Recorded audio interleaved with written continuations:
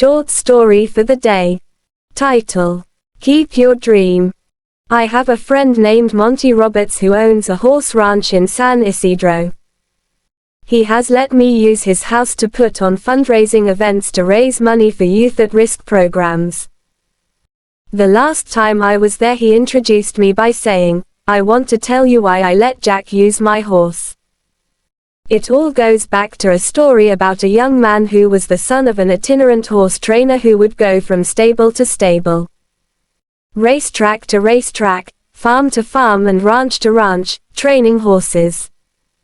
As a result, the boy's high school career was continually interrupted. When he was a senior, he was asked to write a paper about what he wanted to be and do when he grew up. That night he wrote a 7-page paper describing his goal of someday owning a horse ranch. He wrote about his dream in great detail and he even drew a diagram of a 200-acre ranch, showing the location of all the buildings, the stables and the track. Then he drew a detailed floor plan for a 4,000 square foot house that would sit on a 200-acre dream ranch. He put a great deal of his heart into the project and the next day he handed it in to his teacher. 2 days later he received his paper back. On the front page was a large red F with a note that read, "See me after class." The boy with the dream went to see the teacher after class and asked, "Why did I receive an F?" The teacher said, "This is an unrealistic dream for a young boy like you. You have no money. You come from an itinerant family. You have no resources. Owning a horse ranch requires a lot of money. You have to buy the land.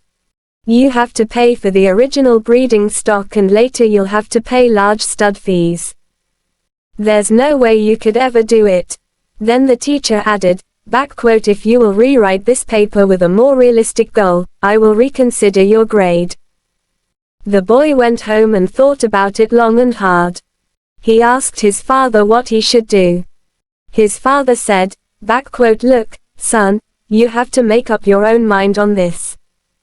However, I think it is a very important decision for you." Finally, after sitting with it for a week, the boy turned in the same paper, making no changes at all. He stated, "You can keep the F and I'll keep my dream."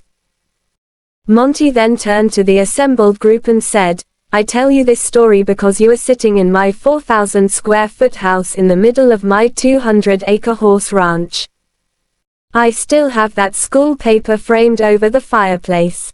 He added, "The best part of the story is that 2 summers ago that same schoolteacher brought 30 kids to camp out on my ranch for a week. When the teacher was leaving, he said, 'Look, Monty, I can tell you this now. When I was your teacher, I was something of a dream stealer. During those years I stole a lot of kids' dreams. Fortunately you had enough gumption not to give up on yours. Moral: don't let anyone steal your dreams. Follow your heart, no matter what. No dream is too big or too small when one works hard to live it.